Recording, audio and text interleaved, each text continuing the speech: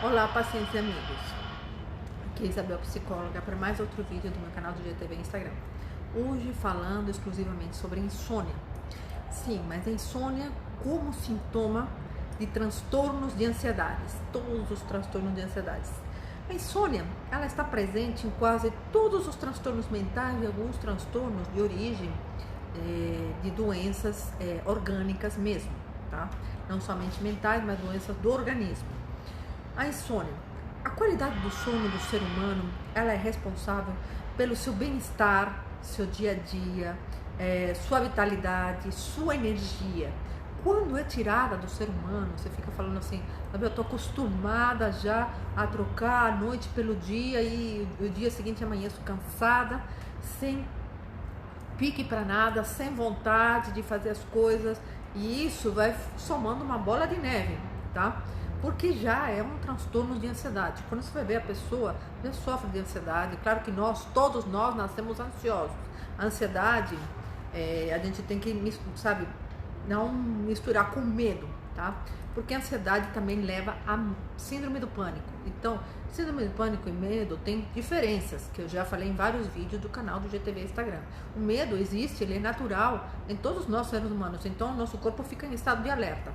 A ansiedade também faz com que nosso corpo, a ansiedade no limite, nos transtornos de ansiedade generalizada, síndrome do pânico, depressão, fique em estado de alerta o tempo inteiro, como se alguma coisa ruim fosse acontecer com a gente. Então, a pessoa começa a se distrair, anda pela casa, volta para cá, sai para lá, pega o carro, dá uma volta, que é até perigoso, porque às vezes é madrugada, muito madrugada, e assim sucessivamente. Lê um livro, não consegue se concentrar.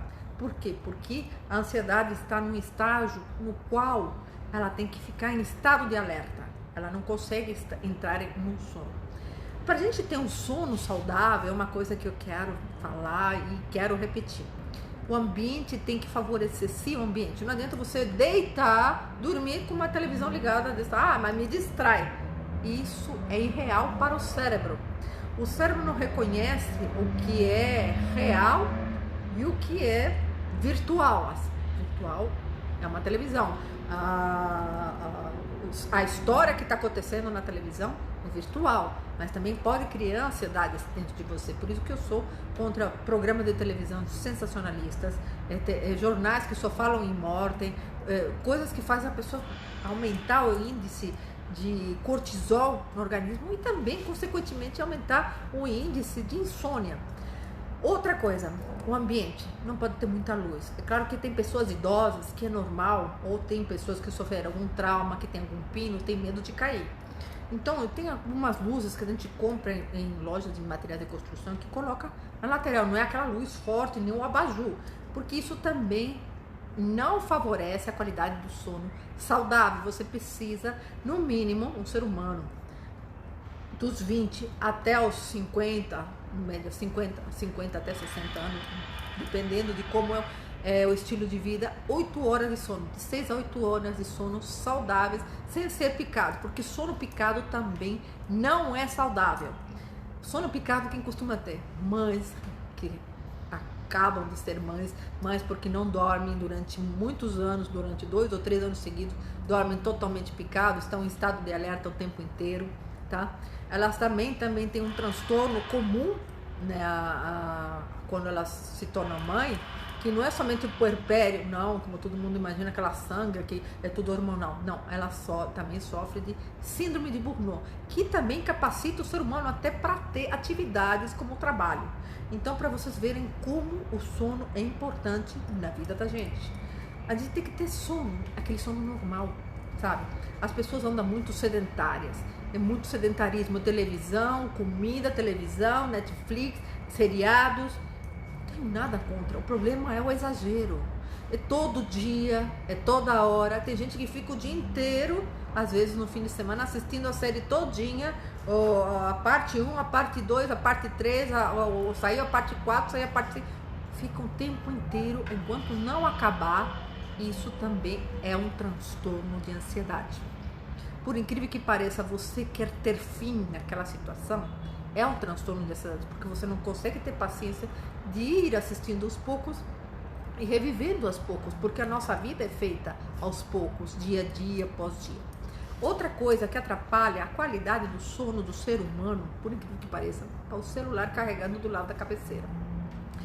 Nós somos física e química também, tá? O celular nada mais é que um microcomputador do seu lado. Você ele carregando, ele contém raios magnéticos. E isso interfere na pessoa que está tentando entrar em estado de alfa no sono.